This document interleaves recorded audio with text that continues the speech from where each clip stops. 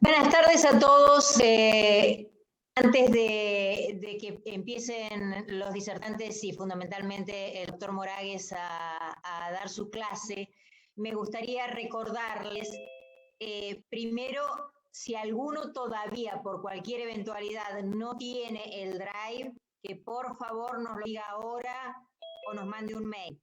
Por otro lado, ya saben el tema del trabajo, porque nos los han vuelto a consultar. El trabajo práctico debe ser entregado a 15 días de terminación del curso. Y otra cosa que me gustaría comentar es si alguno, por cualquier eventualidad, no ha podido presenciar la clase del 25 de mayo, que fue muy, muy, muy buena por parte de todos, y fundamentalmente también de la invitada especial, la etóloga Verónica, yo creo que van a tener que verlo en la página Facebook del instituto, o creo que alguno de los otros la ha compartido también, porque forma parte de este curso. Entonces, me parece importante. Era una temática que se iba a desarrollar dentro del programa de este curso. Es importante que la tengan en cuenta. Se hablaron de muchas cuestiones que me parecen fundamentales en cuanto a políticas públicas y políticas sociales con relación a los demás animales, fundamentalmente en este caso a los perros, y también pueden ser objeto del trabajo práctico que van a entregar. Así que está subido, está colgado como video en la página de IEDA, Instituto de Estudios de Derecho Animal del Colegio de Abogados, en la página de Facebook. Si alguno no la puede acceder o algo, nos avisan, por favor, porque me parece sumamente importante que todos los que han participado activamente en este curso, y que entendemos que el 25 de mayo ha sido un día feriado, que tal vez se lo quisieron tomar de descanso, no la hayan visto. Pero si no la vieron, por favor, háganlo porque es imperdible. Perfecto, muchas gracias. Solo te quería preguntar la fecha exacta de entrega y si, por favor, bueno, soy Fernanda desde Colombia, buenas tardes, qué pena. Si preguntaste al fin si se podía entregar el trabajo de a 2 personas.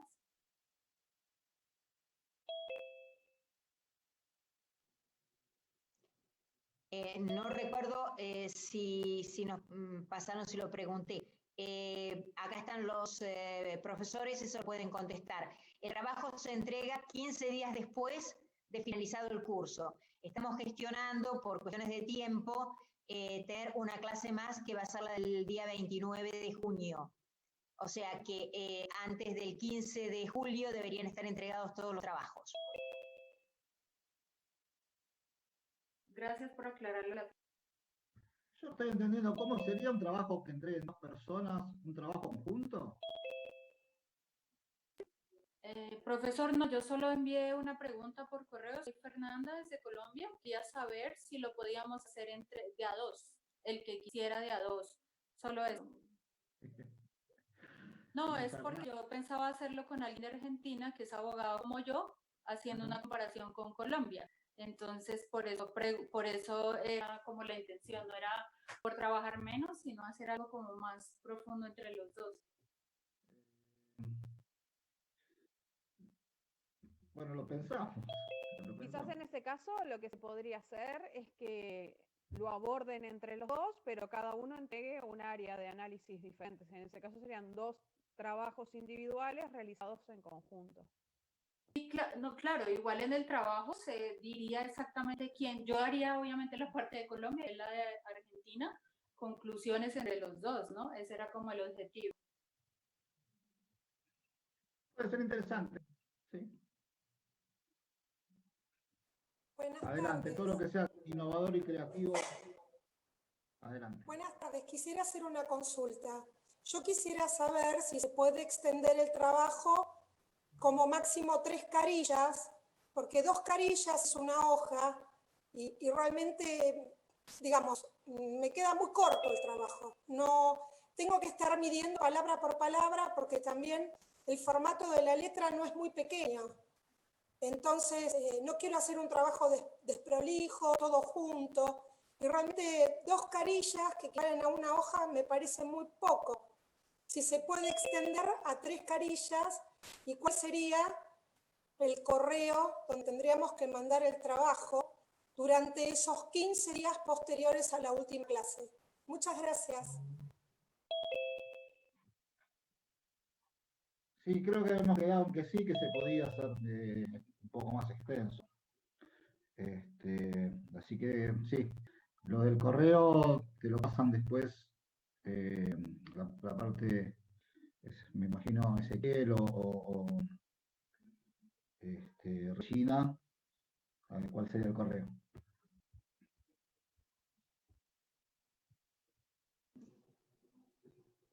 Perdón, ¿el correo al cual tiene que enviar los trabajos? Es al mismo, Sí. están mandando todo, es ieda.cab, C-A-B-B larga, Colegio de Abogados Bahía Blanca, @gmail.com. Es el que nos estamos comunicando permanentemente. Me está preguntando si sí o sí es por es por Facebook. El video está en Facebook. Eventualmente le voy a preguntar a Ezequiel, que anda por allí. No sé si se puede, creo que lo podemos tranquilamente, creo que ya lo hemos hecho. Fue subido a YouTube, si no me Lo hice equivoco. yo ya, porque lo subimos a Instagram también, el video completo en 2 partes, así que lo podemos subir a Drive, no hay ningún inconveniente, si es que alguno de ustedes, por lo que me están diciendo, no tiene Facebook. Está en YouTube, al menos yo lo pude ver en YouTube, así que está subido. Sí, está en YouTube también, en el canal de Lieda. Muchas gracias. Yo lo veré, no lo pude ver ese día. Gracias. Bueno, Sí, por eso. arrancamos. Son 10, ¿no? Buenas tardes a todos. Empezamos sin saludar. Bueno, la clase anterior estuvimos viendo todo el tema de tenencia responsable, no llegamos a terminarlo, así que arrancamos. Hoy la vamos a analizar desde el punto de vista del diseño de la política pública y cuáles son los graves problemas que presenta una concepción de tenencia responsable desde ese punto de vista. En principio,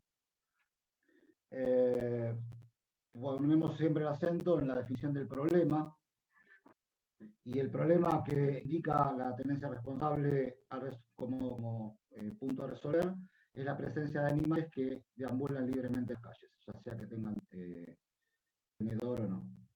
Y el objetivo que plantea es lograr una disminución de la presencia de perros sin supervisión en las calles, con el fin de lograr una efectiva un corte en la transmisión de enfermedades zoonóticas. Y entonces todos los esfuerzos se dirigen a crear y poner en práctica programas que desarrollen la responsabilidad de los dueños de las mascotas. Nuevamente hago la aclaración que hablamos en los mismos términos en que habla la propia política, ¿no? Independientemente de cuál es nuestra opinión respecto al uso del lenguaje que hace. Entonces, privilegia el diseño de planes que tengan que ver con registro, captura, multa, encierro y matanza. Esto lo vimos la charla anterior.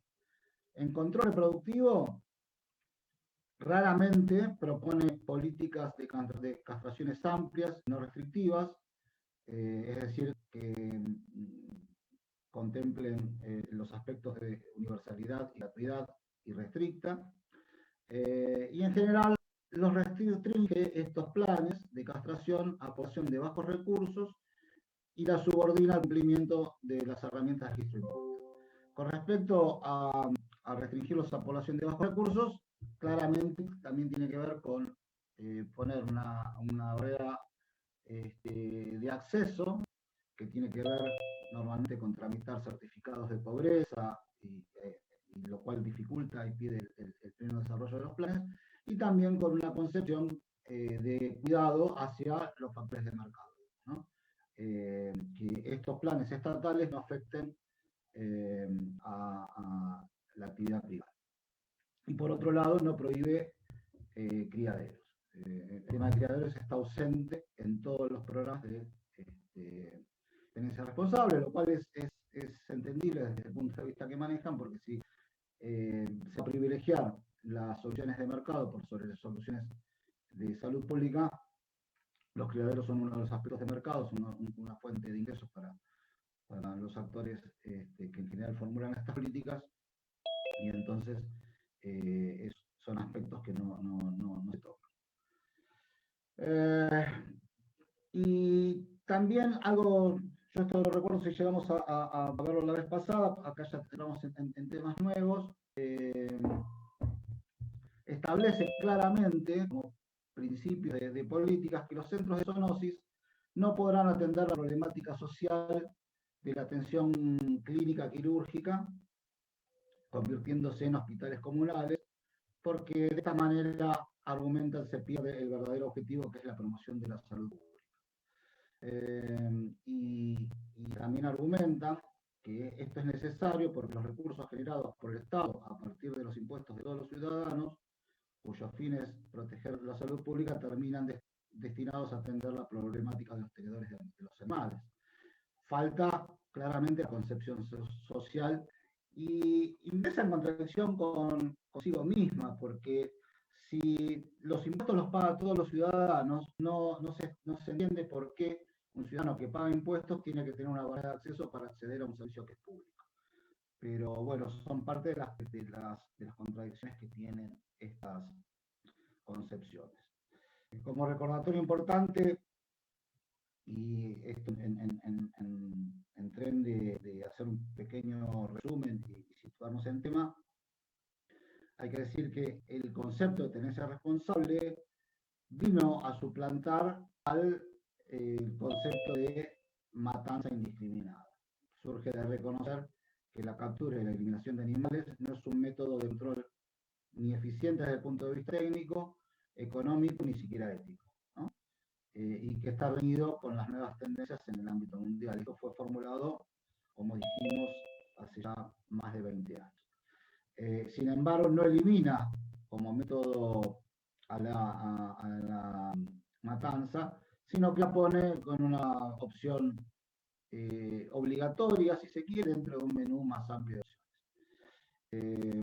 Es decir, esta alternativa de tenencia responsable es mejor que matanza indiscriminada, aunque no la elimina, y entonces ahora sí, dicho esto, nos podemos concentrar a mirarla como en sí misma, ¿no? Y esta falla no es solamente de orden ético. Lo que demuestra esta última característica es que no es una falla solamente de orden ético, sino que es en sí misma es consecuencia de un defecto de diseño que tiene consecuencias prácticas importantes. Repasemos, ¿no? La finalidad de toda política pública es resolver o al menos aminorar un problema público que aborda. Existe entonces una relación indisoluble entre problema público y política pública a la que le vamos a prestar atención. Porque profundizar de qué se trata el problema sobre el cual queremos intervenir es la base para establecer las intervenciones, los objetivos de estas intervenciones y también para predecir los límites, las posibilidades.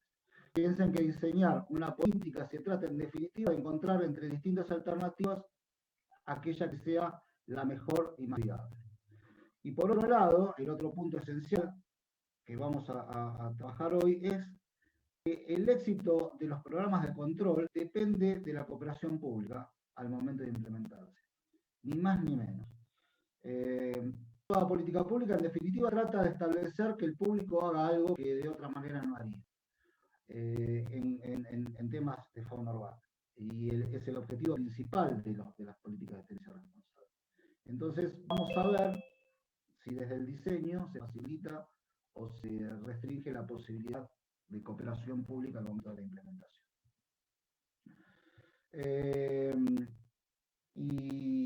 Y esto es importante porque el proceso por el cual las políticas son delineadas es a través de un análisis técnico por un lado y de un proceso político.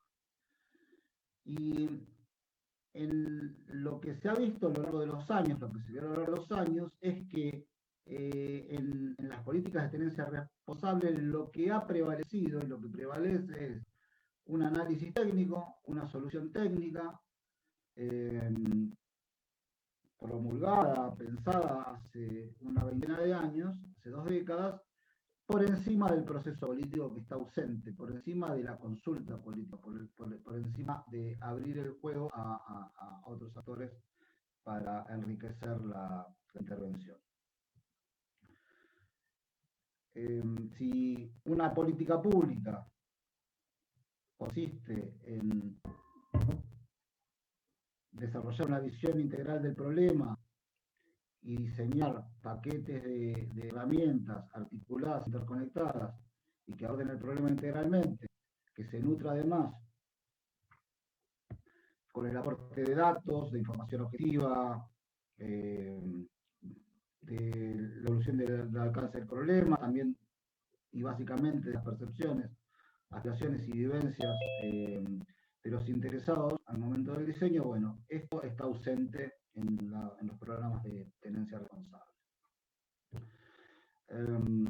Y es importante porque las políticas públicas, desde lo teórico, reflejan no solamente cuáles son los valores más importantes de la sociedad, sino que también arbitran y median, están interviniendo en los conflictos entre valores que hay en la sociedad, dándole prioridad a una determinada decisión, que es lo que ha sucedido acá y es lo que nos lleva al tema de que, aunque la evidencia disponible permite afirmar que la sociedad brinda mayor apoyo y cooperación a las acciones de castración que a los programas de tenencia responsable que privilegian el registro, la captura, la multa, el cierre y la matanza. En 20 años de políticas responsables tenemos que ver dónde nos hemos parado, ¿no? Si bien la sociedad privilegia la castración, las políticas han privilegiado las otras soluciones. Y esto, para hacer la afirmación, vamos a tomar datos oficiales, datos de un informe publicado por el CONICET. Es un trabajo que se tituló Manejo de las poblaciones caninas urbanas en Argentina. Es un estudio comparativo, encuestando 70 municipios del país. Estos municipios fueron adjudicados por un sorteo aleatorio, y la realidad es que permite ver acabadamente el estado de situación que tenemos después de 20 años de estas políticas. Este informe del CONICET, que lo voy a subir al Drive hoy cuando termine la clase, fue publicado en la revista Argentina de Zoonosis y Enfermedades Infecciosas Emergentes, que es una publicación científica de la Asociación Argentina de Zoonosis. Es decir, no es desconocido para los que deciden, los que ejecutan, los que implementan y los que evalúan políticas públicas. Bueno, algunos números son interesantes. El informe da cuenta que el 75% de esos 70 municipios, que se considera una muestra representativa de lo que sucede en el país, tiene una población canina poco controlada o descontrolada, que el 49% planifica acciones en forma eficiente, que apenas el 26% cumple con las normas legales vigentes, es decir, casi el 75% de los centros de zoonosis no cumplen ni pueden hacer cumplir las normas legales vigentes. El 80% destaca un presupuesto insuficiente. Con respecto a la situación sanitaria, el 80% no realiza análisis de parasitosis en espacios públicos y el 40% no realiza ninguna campaña anual de desparasitación. Y esto tampoco equivale a que el 60% que las realice en forma suficiente. Y respecto de la vacunación antirrábica, que es un tema que en Argentina se estuvo hablando últimamente porque en Coronel Suárez tuvimos la primera víctima fatal después de muchos años, víctima de rabia. El informe establece que solo, y escuche bien el número, el 12,2% de los municipios estudiados alcanza una cobertura superior al 80%, que es lo que establece el plan de manejo de rabia en la Argentina, mientras que el 43,1% no supera el 50%. Por otro lado, es interesante destacar que casi todas las encuestas, casi el 90% de las encuestas fueron respondidas por médicos veterinarios, los que mayormente, ese 90%, ejercen cargos directivos en el área de zoonosis de su municipio. Y entonces, ¿se acuerdan que habíamos dicho que había una voz hegemónica, un actor con pretensión de hegemonía, de determinar acciones a tomar con respecto a fauna urbana? Y en vista de que han pasado 20 años, que es un lapso más que suficiente como para consolidar políticas y para que éstas muestren un resultado, y en vista de estos resultados cabe preguntarse cuántos de estos números obedecen, por un lado, un diseño divorciado de las concepciones sociales, y también cuántos de estos números obedecen a un diseño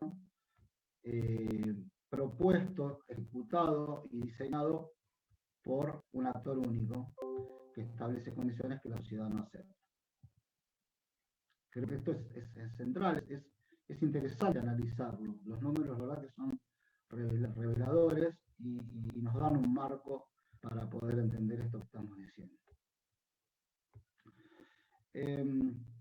Por supuesto, yo creo que las políticas públicas en cuanto al diseño requieren una cuidadosa reflexión y consideración, digamos.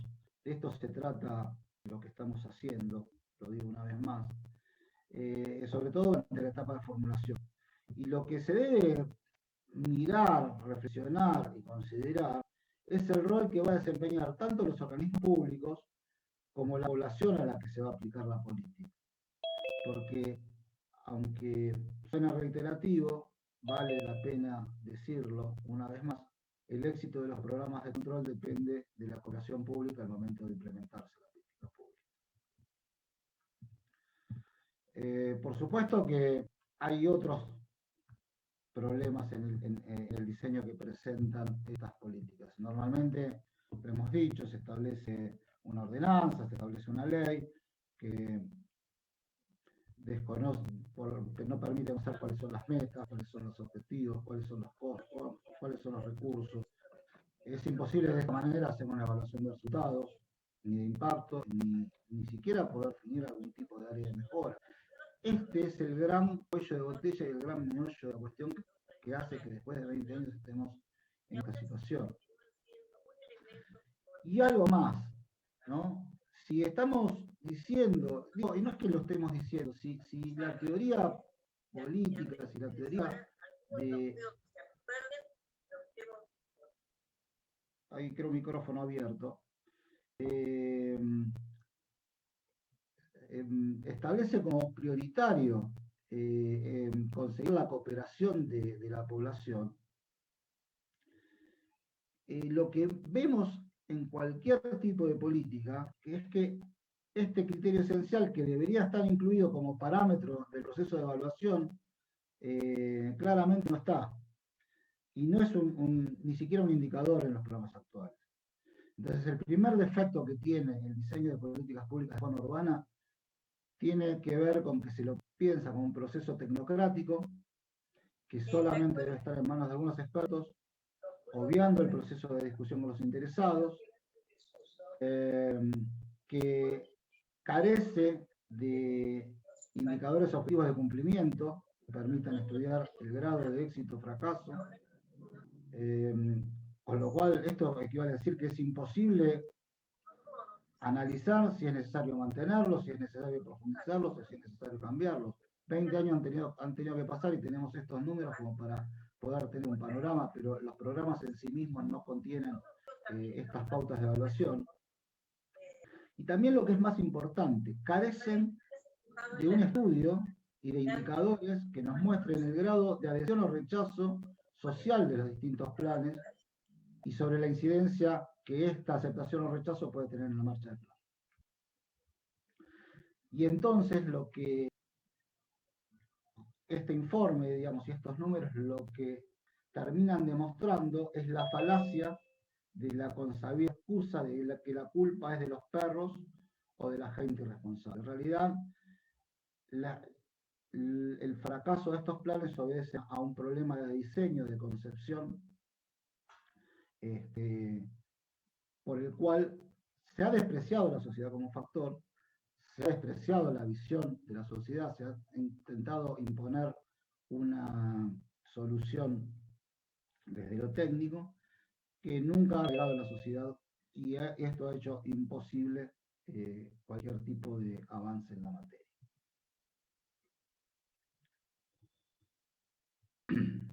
Y entonces la pregunta que surge es ¿cómo obtener esa cooperación social? ¿Cómo se debe intervenir en estos temas? ¿Y cuáles van a ser los instrumentos que tenemos que elegir para lograr algo que nos acerque al éxito?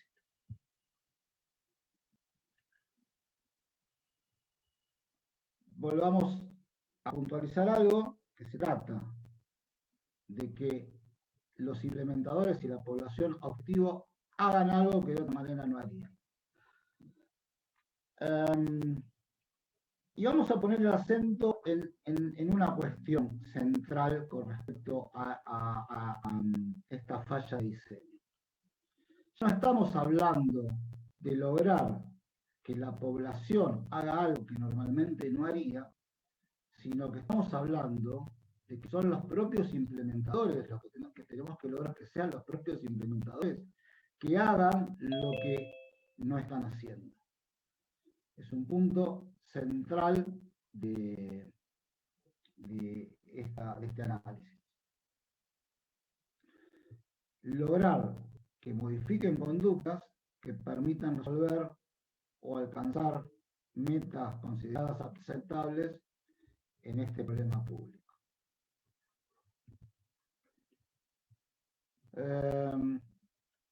Y por supuesto que que no desconocemos que es el Estado y que es la autoridad la que señala lo que los ciudadanos van a recibir y lo que deberían terminar por aceptar de las políticas públicas.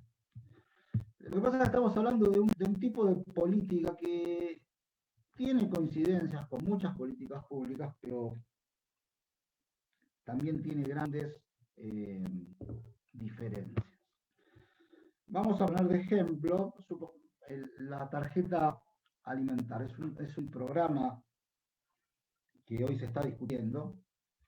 Lo traigo acá porque se está discutiendo actualmente, mediante el cual el Estado carga en una tarjeta una determinada cantidad de dinero para que la población en situación vulnerable haga compras en comercios.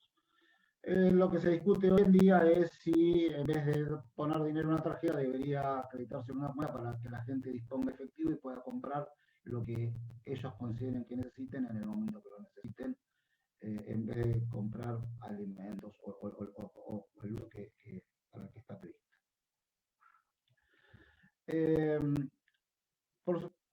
Por supuesto que esto se puede discutir, tendrá mayor grado de verdad o no, de aceptación o no. Lo que es indiscutible es que el que recibe el dinero en la tarjeta, de cualquier manera va a hacer el consumo. No tiene herramientas, salvo que decida no utilizarla, podrá no estar de acuerdo con la solución, pero de cualquier manera la implementación va a funcionar. Con los planes de tenencia responsable y con los planes de intervención en fauna urbana, esto no sucede. Sencillamente, si la gente no coopera, no hay acción.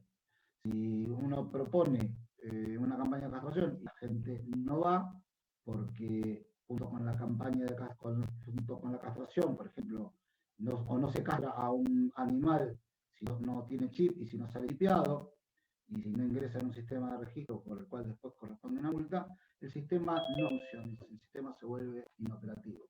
Si uno hace una captura con un sistema de chipeo y para rescatar al perro, para ir a buscar al perro, su tenedor quiere pagar una multa y decide no pagarla, sencillamente abandona al perro y el plan no funciona.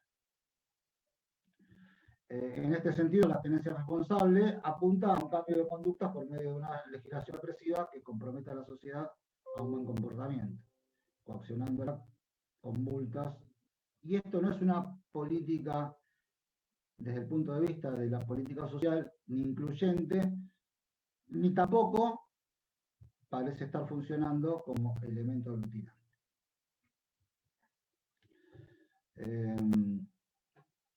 Y entonces, bueno, como conclusión, digamos, de alguna manera, que es una cuestión que siempre estuvo, sigue estando y seguirá estando presente, es al momento de decidir sobre el diseño, basta y la problematización y el diseño de la intervención, debemos seguir manteniendo esta concepción restringida a una representación específica, o por el contrario, es conveniente abrir el juego a distintos grupos de interés existentes en la sociedad. Creo que la respuesta es obvia y creo que este sí es uno de los grandes puntos de error que tiene el diseño de políticas públicas en Argentina.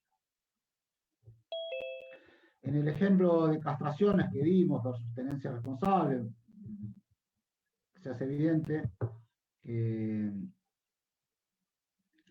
se descarta utilizar factores de la sociedad que son propios o que son elementos positivos. Y esto, ¿se acuerdan que hemos hablado del tema de la vacunación antirrábica?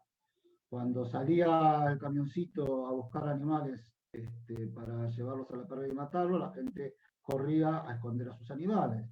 Cuando se propuso como solución, se cambió esa solución de matanza por una vacunación gratuita y universal, y estaban los veterinarios en las plazas esperando a la gente hacía cola para llevar a sus perros. Antes los escondían, después hacían cola. Es el ejemplo más evidente. La realidad es que gran parte de los programas de fauna urbana en Argentina podrían ser exitosos. Ya hay ejemplos de éxito que por los factores que estamos diciendo no se los considera.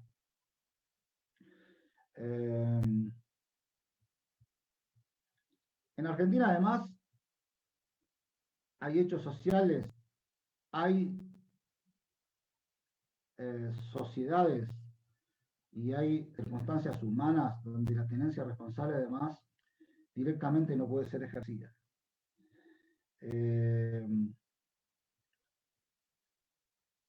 Y esta concepción, entonces, lo que olvidó, una concepción importada, una concepción casi enlatada que bajó a la Argentina, que se replica en Latinoamérica en general, de manera cuasi mecánica,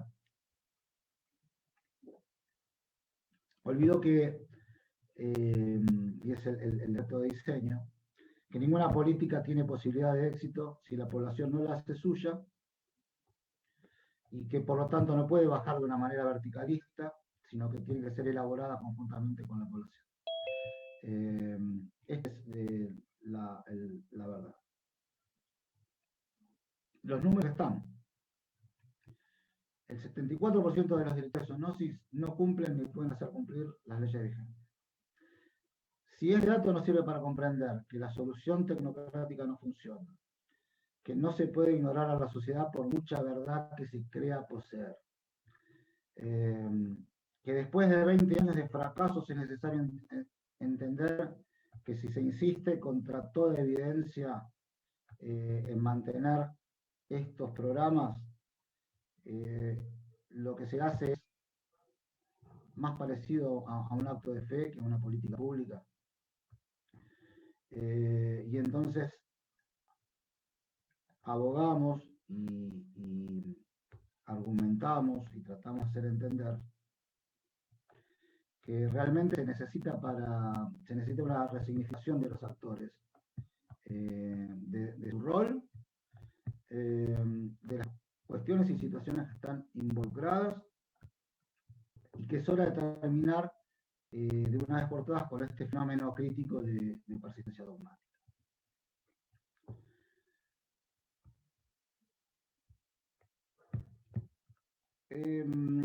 Con respecto a la intervención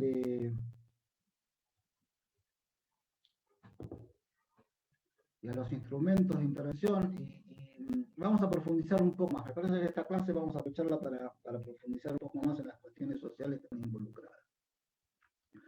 ¿Qué buscamos? Una política que integre los derechos animales a la realidad social. O dicho de otra manera, una política social en clave de derechos animales. ¿Cuál es el punto? Me parece fundamental. Me parece que estamos hablando de un cambio de paradigma. El cambio de un paradigma netamente biologicista a un paradigma netamente social. Desde la biología, el abordaje que se ha dado a esta temática es el de algo que está muy de moda, ¿no? Creo que muchas cosas nos resuenan también en lo que está pasando. En Argentina es evidente que contra la cuarentena el contexto social es desfavorable, que se busca hacer cumplir a la gente cuestiones que la gente no quiere cumplir, y se ve la dificultad y los límites de este tipo de intervenciones, independientemente de lo que pensemos cada uno respecto a la conveniencia, ¿no?, de quedarnos encerrados o no. Lo que se ve es que hay un gran sector de la sociedad que no está dispuesto a cumplir determinadas restricciones y que afecta al conjunto. Y por supuesto, que se dice, la solución es la una, la que acepta todo el mundo. Ya llegará, pero en materia de fauna urbana pasa exactamente lo mismo. Y entonces lo que se ve, lo que se ha visto, creo que es una enseñanza, es que esta concepción desde la cual se piensan las políticas públicas no es suficiente ni para explicar ni para intervenir eficazmente en la interfaz entre animales, ambiente y salud. Cuando se utilizan estos principios que son válidos de manera, digamos, tan extendida que se convierte, que la sociedad los percibe como abusivos, esto explica las grietas, la permeabilidad que aparecen en las políticas, y empiezan a explicar también y a producir como una cuenta regresiva que termina en un fracaso. En este sentido, una formulación de acciones directas para limitar excesos de la fauna urbana, creo que tiene que cumplir con algunos principios fundamentales. Debe valorizar el rol de los animales en la sociedad, debe tener respeto por su existencia y por su vida, debe ser de gran impacto, debe ser viable, debe ser ético, y esto es para que se tenga una probabilidad en el tiempo que es necesaria para poder alcanzar ciertos niveles de contención, y para que pueda ser promulgado de generación en generación, como una verdadera política de Estado. Creo que un programa basado en estos principios debería contribuir de manera decisiva a dedicar tanto a las perreras municipales, que son conocidas como depósitos para cientos de perros, como las matanzas.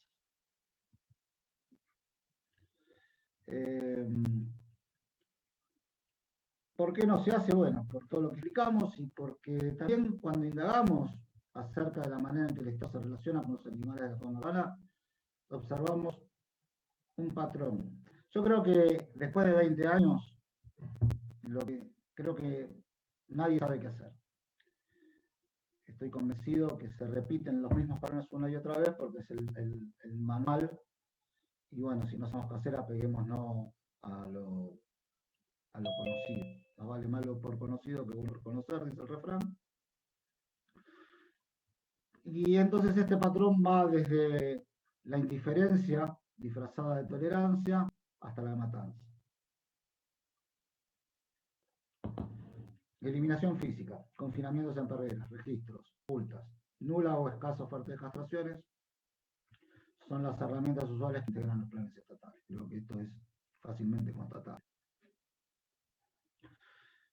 Y entonces, si nadie sabe qué hacer y si vamos a pegarnos al manual, lo que verificamos también es algo que también es anual en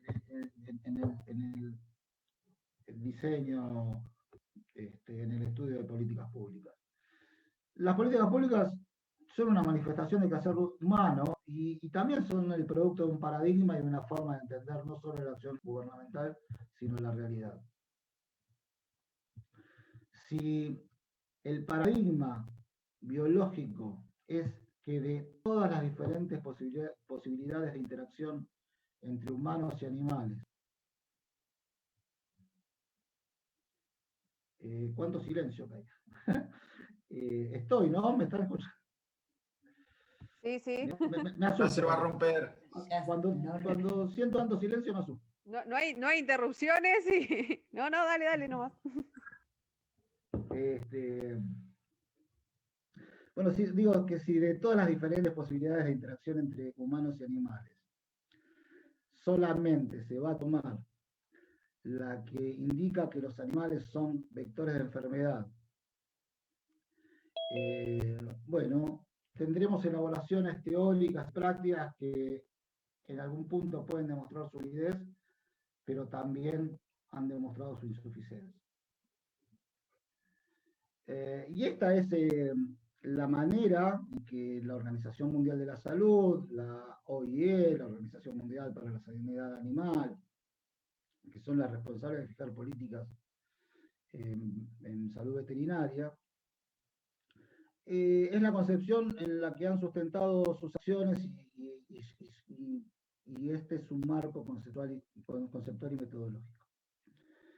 Estos modelos defienden una mirada antropocéntrica de la salud, en el cual los animales son fuente de riesgo y por eso deben ser controlados, y este predominio explica en parte aquello que dijimos adelante, la ausencia del concepto de salud animal, salvo que sea considerada al servicio de los intereses humanos. Recordarán que dijimos que parte de esta concepción es que no puede haber hospitales públicos veterinarios, una salud, aunque sea primaria pública veterinaria. Está totalmente borrado el concepto, por más que podría ser, y ya lo hemos esbozado y lo veremos, podría constituir una política fenomenal de transferencia de recursos, mejor que la de las perreras, para incentivar a la población a un plan de castración, acudir a un plan de castración.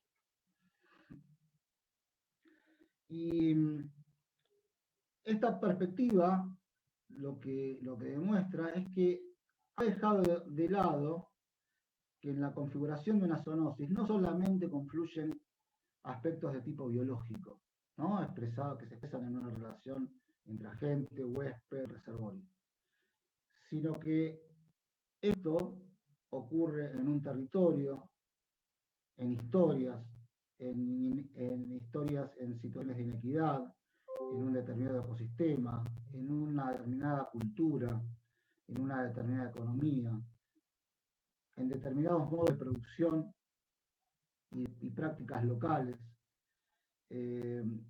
Lo que ha olvidado esta concepción es que el orden biológico, que es la enfermedad, llamémosle la enfermedad, tengamos en cuenta que buscan combatir las zoonosis, está subsumido en el orden social. Está subsumido en la política, está subsumido en la historia, está subsumido en la historia y en la cultura. Y entonces que se quiere intervenir eficazmente, se debe tener en cuenta los parámetros sociales, los recursos disponibles, los derechos y valores humanos, ambientales y animales.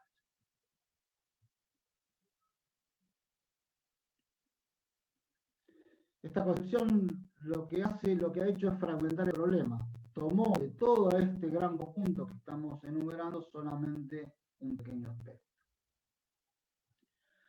y además tomó como herramientas a la legislación represiva. Ha trabajado en contra de la sociedad y no trabajó con ello, y ha descartado utilizar los factores que le son propios como elementos positivos. Hace nada decíamos, si bien la sociedad privilegia soluciones que tienen que ver con la castración, desde la política, desde la ley, desde la legalidad, se trata de imponer otras soluciones.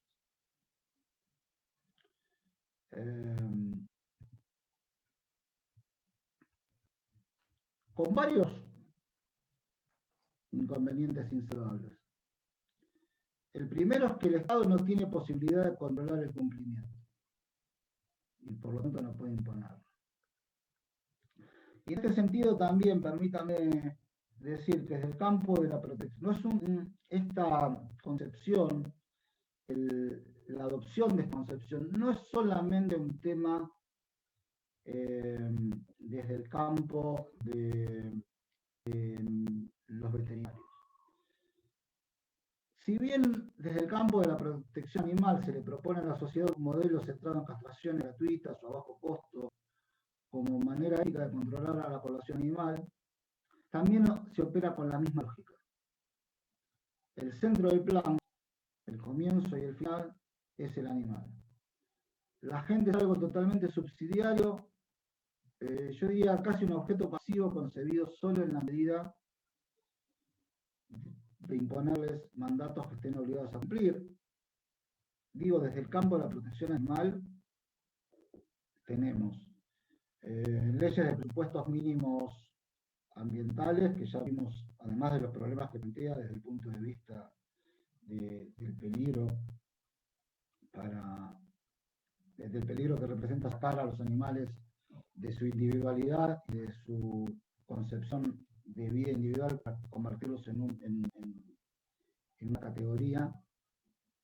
Se establece la obligación de castración y multas. Creo que todos tenemos experiencia en nuestras localidades, desde el campo de la protección animal, pedir multas y castigos para los que no cumplen, para el irresponsable. Está muy metido de alguna manera dentro del imaginario. Porque el problema para quienes impulsamos castraciones es que una parte de la población está naturalmente inclinada a apoyar, a castrar, incluso a construir ciudadanía en base a esta propuesta, pero también es evidente que una parte de la población es indiferente y es incluso impermeable, y en esto hay muchos motivos, incluso por motivos de educación, por motivos de ser. Y entonces, en lugar de analizar qué es lo que está pasando con todas estas poblaciones, con todos estos distintos grupos, con estos distintos públicos, y si en lugar de pensar formas y estrategias para atraer a esta población esquiva, se sigue pensando exclusivamente en imponer mayores castigos a personas y animales, vamos a tener dos consecuencias ineludibles. Tenemos dos consecuencias ineludibles, estamos hablando de que es una realidad, ¿no? Las personas no las pagan, pero los animales las terminan pagando con sus vidas o con su sufrimiento. Entonces, lo que postulamos es que más que con castigos, una política de salud va a ser exitosa si estudia estos perfiles de acción de los distintos grupos sociales y determina acciones tendientes a obtener mayor adhesión popular. Lo que nos introduce en un tema bastante complejo y que es lo que insinuamos y se ha dejado de lado, y ahora le vamos a dar un mayor desarrollo. Te interrumpo, Sergio. Sí. No, porque veo dos comentarios sobre el mismo lugar. No sé si vos estás viendo el chat, pero en el chat una persona, María Delia Barrios, dice que en el municipio de Lanús hace muchos años vacunaban por casa, Y la doctora Quirós pone en el renglón seguido, digamos, el municipio de Lanús hace campañas de vacunación, castración y tiene clínica, trabaja aunado al voluntariado de zoonosis de Lanús. Digo, son dos realidades que tranquilamente pueden ser las dos existentes. Puede ser que eso ocurra, pero que no se vacune casa por casa, lo cual puede tener sus explicaciones. Y eso nos mete derecho en un montón de cuestiones que vos has venido mencionando. Yo la verdad es que no sé bien si hay una sola causa o si es multicausal, porque depende de las personas, depende de los contextos, depende de un montón de cosas. Esto de dos ejemplos claros que son las vacunaciones y la castración. Yo lo que sí veo es que refuerza esto que vos decís de que al animal se lo ve únicamente desde el lado tecnocrático o técnico como un vector de rabia, absolutamente, y la parte únicamente biológica o biologicista. Y es que ahora, a partir del caso de Coronel Suárez, están disponibles las vacunas para todos los municipios de la provincia de Buenos Aires y uno llama y responden en menos de 24 horas. Digo porque yo personalmente es una cuestión que, y hablo siempre del que conozco, en particular es básicamente mi localidad. Todos los años trato de contactarme para ver cuándo se hace la campaña de vacunación. ¿Por qué? Porque hay una particularidad. La campaña de vacunación antirrábica, estamos hablando, que es la obligatoria y gratuita, se hace una semana o 10 días al año. Y la verdad que eso como política pública es bastante pobre y bastante reducido. Pero bueno, se pretende que en esos 10 días todo el que no lleva a vacunar a los animales durante el año a la veterinaria vaya en esos 10 días. Y la verdad es que no resulta, y se terminan hasta tirando vacunas, y eso me lo han confirmado. ¿Por qué? Porque se vencen las vacunas, se terminan tirando. Con el caso de, yo todos los años refuerzo eso, y siempre la campaña de vacunación se realiza en septiembre, más o menos, septiembre, octubre, cuando empieza el buen clima, para que la gente pueda ir. Bueno, se ven ese par de variables, digamos. Este año, casualmente, a partir de lo de Coronel Suárez, ya están disponibles las vacunas y ya están llegando a la localidad y ya se está planificando la campaña de vacunación. Lo que refuerza todo lo que vos decís, y que si no hubiese existido el caso de Coronel Suárez, que yo insisto en que todavía por lo menos yo no he visto una información contesa sobre el origen y demás, cuestión para debatir en otro momento quizás. Si no hubiese existido ese caso, no estaríamos en zoonosis o en las diferentes localidades con una cuestión atendida desde la política pública como emergencia. Porque lo que la están atendiendo como una emergencia por un caso que ocurrió. De lo contrario, sería más de lo mismo de todos los años. Y la gente eso creo más, o es una de las cuestiones más perjudiciales, la gente, la sociedad, todos nosotros, teniendo la visión errónea de que la rabia ya no existe. Una cosa es que esté controlada y otra cosa es que no exista o esté completamente erradicada de la faz del planeta, cosa que se ve claramente con estos ejemplos que no es así.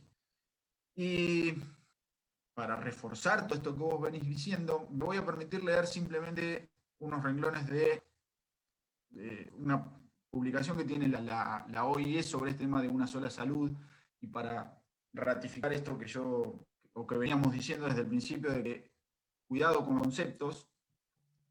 La OIE dice: las enfermedades de origen animal, las que el hombre es sensible, ya me da un primer parámetro, abordan las enfermedades de origen animal a las que el hombre es sensible, las que los animales tienen por sí mismos no deberían interesarnos, como influenza aviar, la rabia, la fiebre del Valle de Rift, la brucelosis, presentan riesgos mundiales para la salud pública.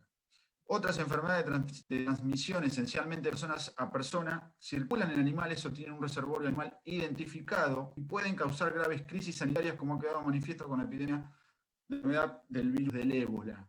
Estos riesgos se acentúan con la mundialización y los cambios climáticos y el comportamiento humano. Es decir, siempre y cuando la cuestión ponga en riesgo la salud humana, la política pública, desde estas directrices que bajan desde los organismos incluso internacionales o mundiales, no va a mirar nunca a los demás animales. O sea, incluso los ha dejado de mirar en cuestiones que afectan a los animales humanos, a las personas humanas. Creo que esto ratifica o viene a reforzar esta cuestión que vos venís diciendo de cómo es la concepción y a partir de dónde se empiezan a establecer políticas públicas y cómo se identifican también los problemas, ¿no?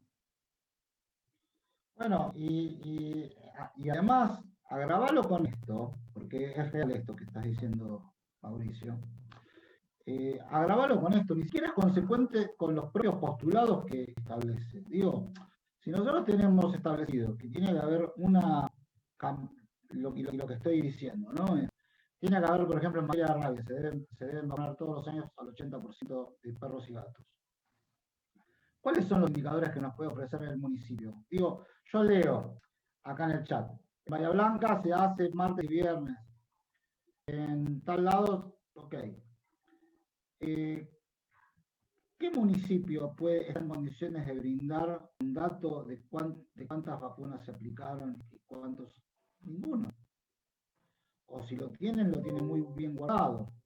Digo, vayamos al estudio del CONICET, ¿sí? Ahí están los números.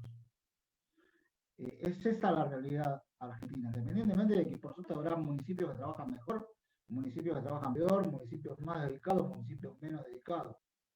Digo, Coronel Suárez es paradigmático, lo conozco bien porque estuve con la administración anterior, teniendo un problema gravísimo de maltrato y en el refugio, en la Perrera, un horror. Y la realidad que tenían como responsable de salud animal a un ex militar del proceso que no tenía nada que ver con nada.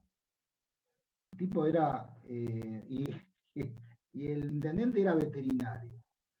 Bueno, digo, cuando aparecen a mí, ¿por qué no me extraña que haya sido en Coronel Suárez? Y la verdad que no, porque lo conozco.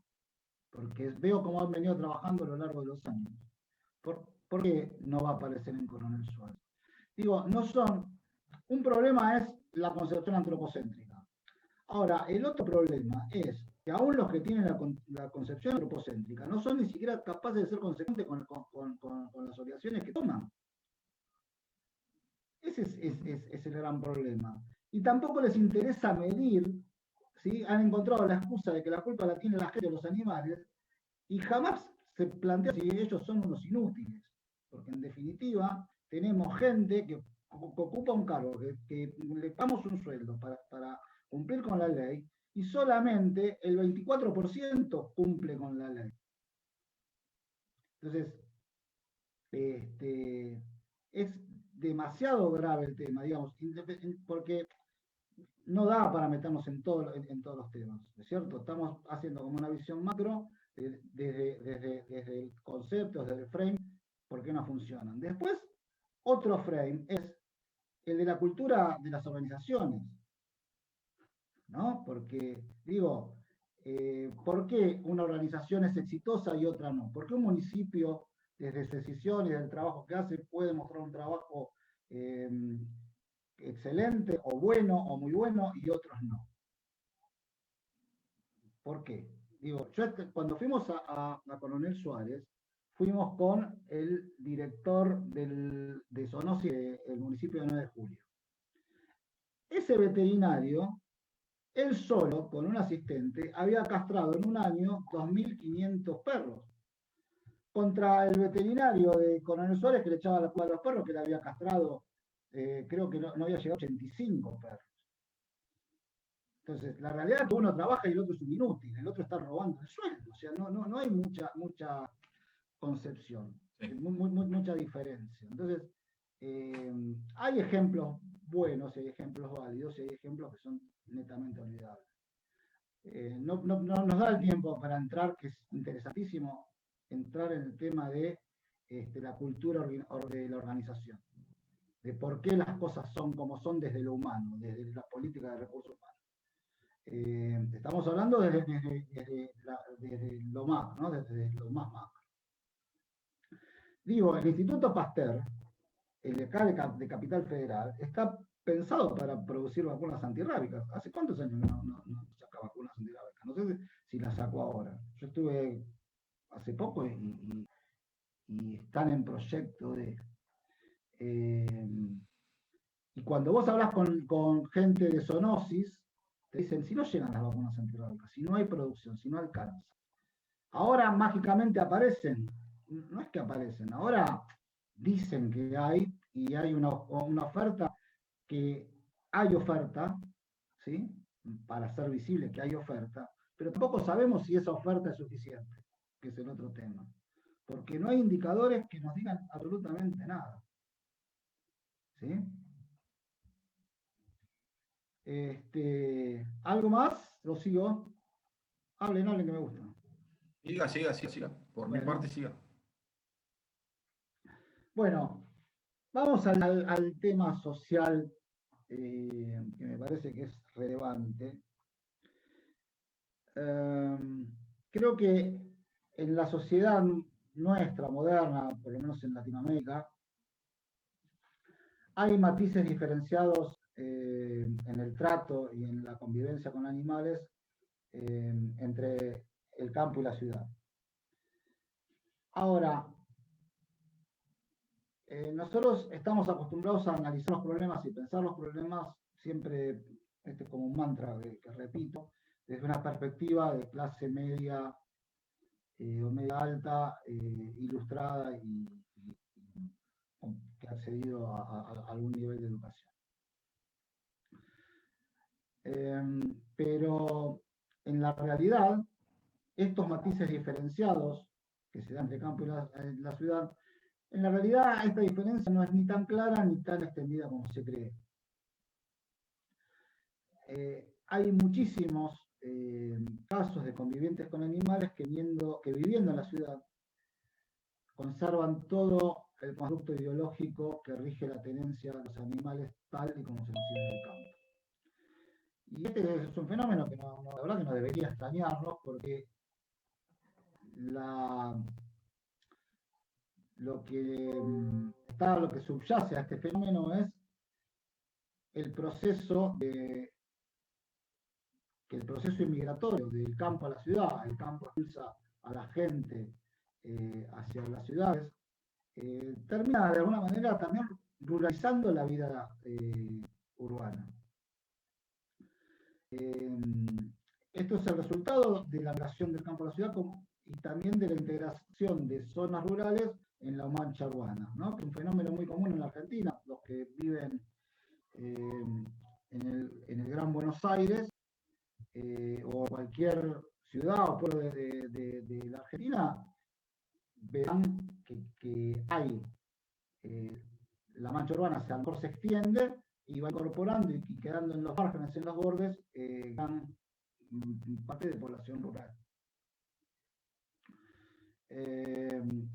Por otro lado, en el campo existe todavía una importante proporción de la población que posee recursos en nivel de subsistencia y de producción en pequeña escala, y que mantienen en su vida cotidiana, en su vida diaria, hasta por más evolución económica que tengan, un modelo típico, tradicional, doméstico, rústico, si se quiere, de tenencia y explotación de sus animales. Y en gran parte de nuestro país, y en el campo especialmente, es más importante la gallina que el perro, por decirlo de alguna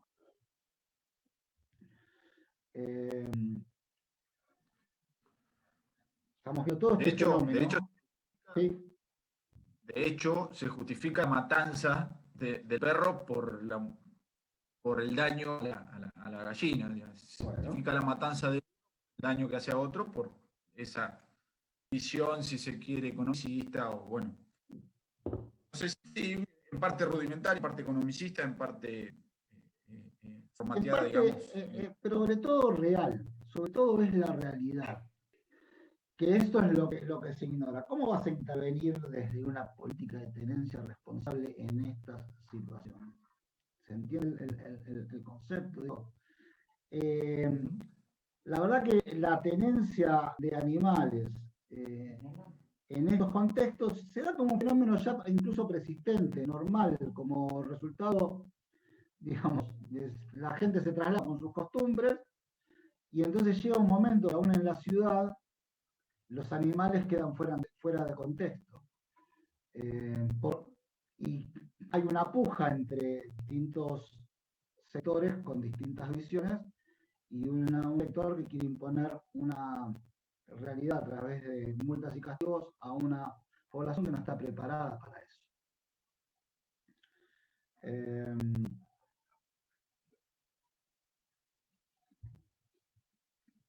Por otro lado, para ciertas exigencias que tienen las actuales políticas, además de este crecimiento descontrolado, poco planificado, de las zonas metropolitanas, y esto voy al tema de, por ejemplo, que lo hemos mencionado, en materia de campañas de castraciones se exigen quirófanos habilitados. Yo doy la lupa de oro al que me encuentra en el conurbano bonaerense quirófanos habilitados en estas zonas. Entonces, encontramos otros factores que inciden en la poca resolución del problema. Lo que vemos en general es que el fenómeno de proliferación de perros y gatos va cobrando especial visibilidad, relevancia e intensidad hacia los bordes de ciudades y de los pueblos. A medida que nos vamos alejando de la zona céntrica, en las zonas más alejadas y periféricas, donde existe mayor marginalidad, como en asentamientos o barrios de emergencia, es donde la reproducción y todas sus consecuencias siguen estando más descontroladas. Con otra característica que podemos agregar, en general, que tiene que ver con las razas peligrosas, ¿no? La tenencia de algunas especies de animales domésticos en estos sectores también está determinada muchas veces por necesidades muy específicas desde su punto de vista, generadas por las características propias de esas zonas urbanas. Por ejemplo, en el caso de los perros, vemos muchas veces una cantidad desproporcionada de perros de determinadas características en lugares donde hay deficientes servicios de vigilancia y de iluminación en la vía pública. Los perros pasan a convertirse en un paliativo a situaciones de inseguridad. Y la verdad que no son ni una cosa ni la otra, ¿no? Después aparecen los problemas. Terminan generándose muchas veces mayores problemas en cuanto a seguridad personal y protección que los que se han querido prevenir.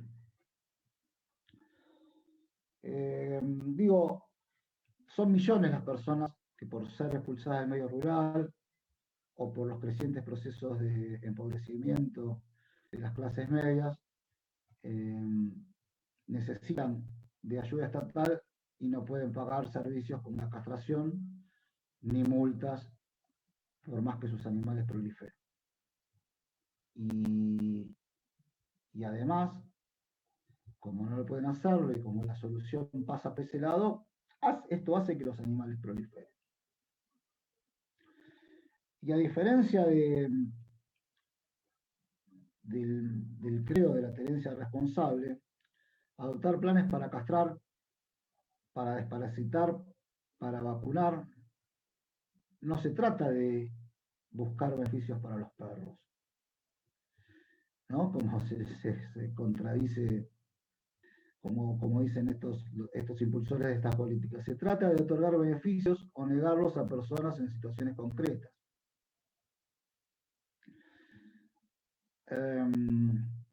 Ese es un principio. El otro principio es que tenemos que reconocer que muchas personas no están familiarizados con castraciones, con desparasitación y con vacunación de sus animales.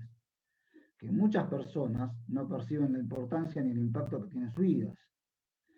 Entonces, no es solamente importante la educación, que es un proceso a largo plazo, sino que también es muy importante manejar otras herramientas, desde la propaganda hasta herramientas de políticas públicas que se utilizan en otros campos. Obviamente que parece estar concebido como posible y positivo establecer políticas de asistencia social en determinadas cuestiones, pero no en cuestiones de salud animal, cuando el problema es de salud pública y la raíz es la misma y la sociedad es la misma.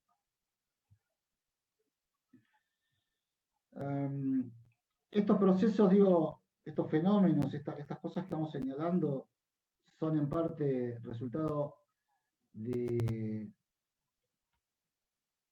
un deterioro que lleva muchos años, ¿no? Que se viene acumulando, que viene acumulando carencias en las condiciones de vida de la población, que se traduce en necesidades sociales que se agudizan frente a la capacidad institucional para dar las respuestas, y que para su solución demandan no solamente una atención adecuada, sino también, y como condición previa, y es lo que falta, la identificación de sus determinantes.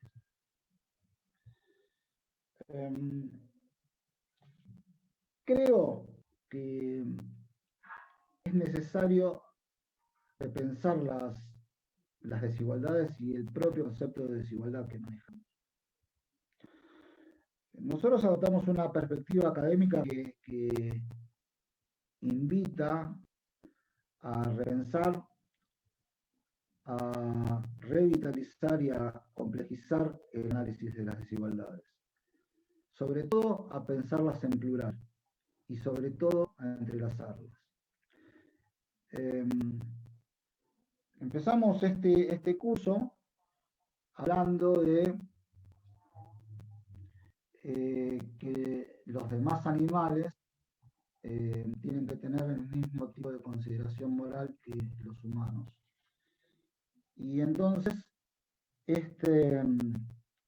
repensar las desigualdades, pensarlas en plural y entrelazarlas tiene que ver, es un corolario directo de ese pensamiento.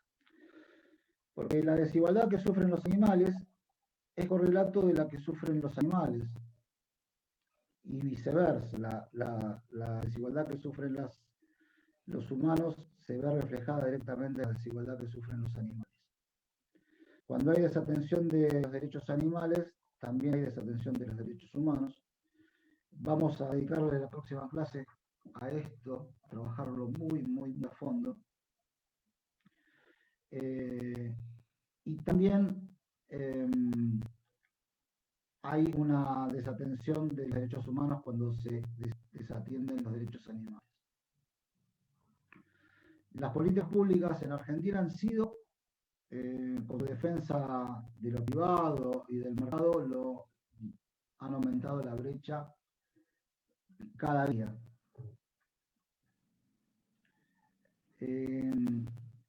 Yo voy a subir y les pido casi como de lectura obligatoria, se los dejo, se los voy a dejar 2 artículos también publicados por el CONICET que tienen que ver con los resultados de una investigación etnográfica hecha por antropólogos, resultados de una investigación hecha en 2014-2015, digo, relativamente recientes, en un área de emergencia y dispersión de leishmaniasis, en el departamento de Iguazú, en Misiones, ¿no? Que es parte también de una problemática mayor, porque es la triple frontera, entre Brasil, Paraguay y Argentina. Para adelantarles un poco de qué se trata, estos trabajos concluyen que en Iguazú conviven distintos grupos sociales que pueden ver en el perro una cosa, un sujeto, o reconocer en él apenas un principio vital. Es súper interesante porque es muy interesante la relación que tienen los grupos de pueblos originarios con los animales, que aunque digo, desde la concepción más sensocéntrica, ecocéntrica, diría, podría parecer simpática, pero las consecuencias para los animales son bastante difíciles. Para no romantizarlo de una manera, ¿no? Y entonces lo que muestra este estudio es que las relaciones humano-perro muestran cómo las diversas definiciones del vínculo con el animal se expresan y conviven en la misma sociedad. Y lo que es más complejo todavía es en la misma persona. Y esto es independientemente de su educación formal y de su acceso a la información sanitaria. En estos hechos sociales, en esta sociedad, lo que se muestra es que hay personas y circunstancias donde la tenencia responsable del perro no puede ser ejercida. Que el concepto queda insuficiente. Me resulta interesante de lectura obligatoria porque esto no es lo que dice un proteccionista, ¿no? Esto no es lo que dice un abolicionista, esto no es lo que dice una parte interesada en definitiva, una parte que tiene posición tomada, sino que es lo que dice un estudio, si se quiere independiente, si se quiere crítico, se quiere con pretensiones de objetividad sobre todos los actores que están jugando en este tema. Y es interesante porque lo que sugiere y lo que concluye es que es necesario reformular la vigilancia sanitaria en base a una ética sintiente que reconozca el derecho de perros y humanos a convivir en un ambiente saludable. De todo esto vamos a hablar la clase que viene, de la inescindible relación que existe entre derechos animales y derechos humanos, porque es la misma expresión y los dos necesitamos vivir en un ambiente saludable. Yo por hoy he terminado. Yo me voy a reservar un par de comentarios porque tienen que ver con esto que vos venís diciendo en la última parte, pero tienen directa relación con lo que se va a abordar la clase que viene. Pero bueno, se me vienen a la cabeza ejemplos para ir pensando, ¿no? Tenemos unos minutos. Cuando uno quiere cambiar realidades, cuando entra en esto del proteccionismo, del animalismo, sea desde lo legal, desde lo judicial, desde la calle, desde un refugio, desde donde sea, quiere cambiar esas realidades de los animales humanos y quiere ir por todo y quiere que vaya preso el que los maltrata y considera maltrato un montón de situaciones que después, cuando uno empieza a elaborar y entender esto, no significa justificar ni otorgarles excepciones para que sigan haciendo lo mismo, sino que creo que la forma de abordarlo es diferente. Digo, no es lo mismo abordar una situación en la que se ve, y recién me acaban de pasar, el enlace de un árbitro de fútbol en La Plata pateando un caniche en un departamento, en un edificio. No es lo mismo abordar esa situación, que claramente es un delito aberrante y es como patear a una mujer, como patear a una criatura. Para mí es exactamente lo mismo.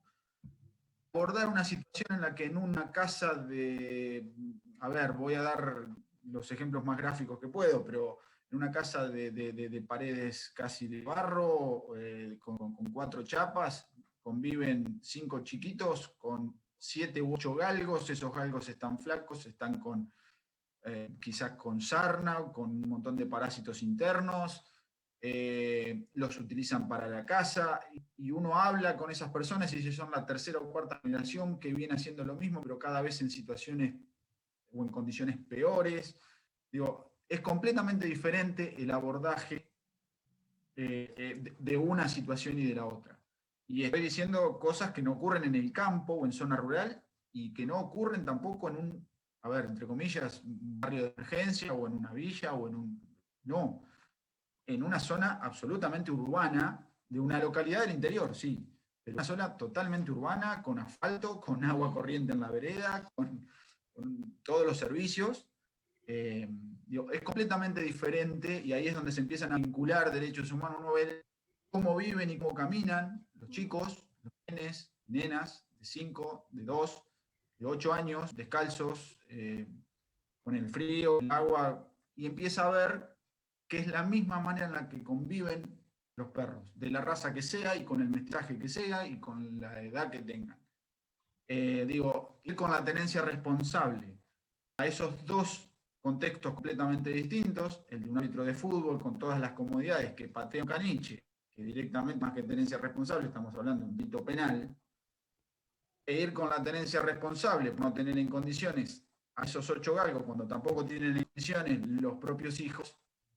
Digo, me parece que es más o menos por ahí donde se puede llegar a visualizar gráficamente de qué, Lógico. de qué se va a hablar.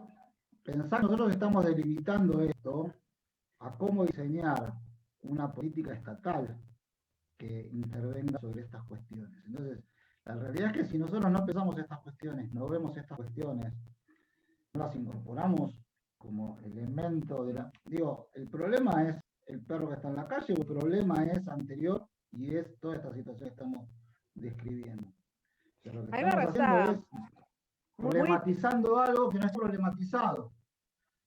Y entonces, como no está problematizado, después de 20 años vemos que no pasa nada. Perdimos 20 años de recursos y de tiempo para nada.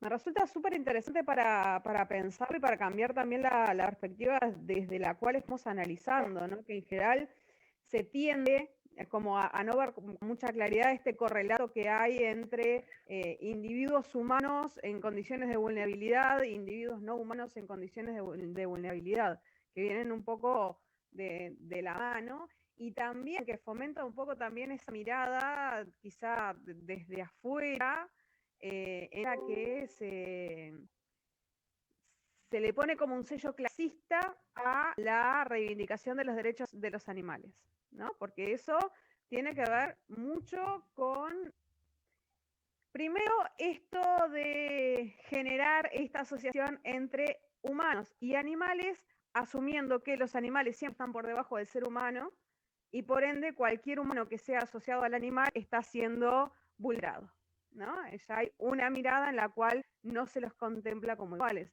Y me parece súper interesante y capaz que, nada, me voy a reservar también un poco para discutirlo en el próximo encuentro, porque me parece súper rico. Creo que el tema de repensar el concepto de desigualdad y esto de la mirada clasista es un punto de análisis también grandísimo, ¿no? Lo he escuchado muchas veces. Fui a tal lugar, la señora de Castro un animal, siempre lo mismo. La gente se cansa. No. Existe una mirada sobre el ignorante, sobre el inculto, de desprecio.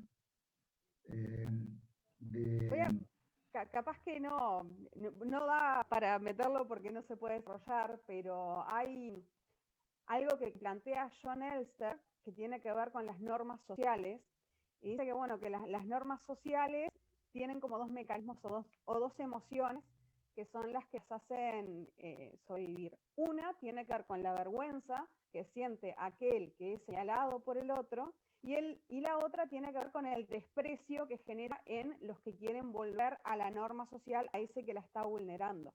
Pero resulta que esa vergüenza a veces, cuando es señalada con demasiado énfasis, se transforma en ira y termina como solidificando esta acción. Y bueno, capaz que podría llegar, esto ya es como una interpretación mía, podría llegar a verse eso identificado cuando nosotros desde nuestra posición, también un poco desde los privilegios sociales que podemos llegar a tener, señalamos algunas acciones de, no sé, carreros, por ejemplo, que estamos señalando en torno a las actitudes crueles hacia los demás animales, lo hacemos de una forma muy particular y eso puede llegar incluso a reforzar esas mismas acciones en lugar de a controlarlas y a eliminarlas. Digo porque puede ser un punto interesante para analizar esto en términos de convivencia social y de nuestras propias acciones, pensándolo en el mismo activismo, ¿no? ¿Qué queremos hacer realmente? Si queremos hacer una catarsis frente al otro que consideramos con acciones negativas en torno a los animales, o queremos que esa acción deje de existir puntualmente. Bueno, y también tiene que ver con algo que decía Mauricio, que planteó, que me quedó como en el tintero, que creo que dijiste, Mauricio, yo no sé, creo que sí, que lo sabés claramente, si esto es unicausal, multicausal. Lo que estamos diciendo es que los problemas de fauna urbana son multicausales, no admiten una solución única, admiten muchas soluciones, admiten muchas, por eso también el énfasis en el tema de elaborar paquetes de política, ¿no? Porque, y que no sirve una sola formulación, me parece que sirve más aprender a pensar los problemas que tratar de generar una sola solución que sea aplicable a nivel universal. Por eso les pido, por favor, yo ahora subo los artículos, que tómense el trabajo de leerlos, son interesantísimos, porque pone el énfasis sobre muchas cuestiones que en general no se piensan, y no es lo mismo un wichi que un señor del conurbano bonaerense. No es lo mismo un guaraní en su cosmovisión que un gaucho de la pampa húmeda. Entonces, quiero reforzar un poco esa idea, ¿no? Un poco también la idea de este seminario. Yo sé que existen bajadas de línea como muy fuertes. Todo lo único que sirve es la castración. Y yo creo que la castración sirve muchísimo. No es lo único que sirve. Porque después pasa eso, que hay oferta y demanda. Y si no entendemos por qué no hay demanda, por qué llegamos a donde llegamos y no podemos avanzar más, no vamos a avanzar nunca. Y lo que necesitamos es avanzar. Listo. Espero que les haya gustado. Tanto silencio, a mí me pone, como, me da miedito. Estábamos todos muy concentrados escuchando. Y bueno, seguramente el martes que viene no vas a contar con tanto silencio porque... No, va a ser para debate. Metida la cosa. Así que les dejo tarea para el bar para que lean, ¿sí? Nos vemos el martes. Hasta el martes. Chao, chao.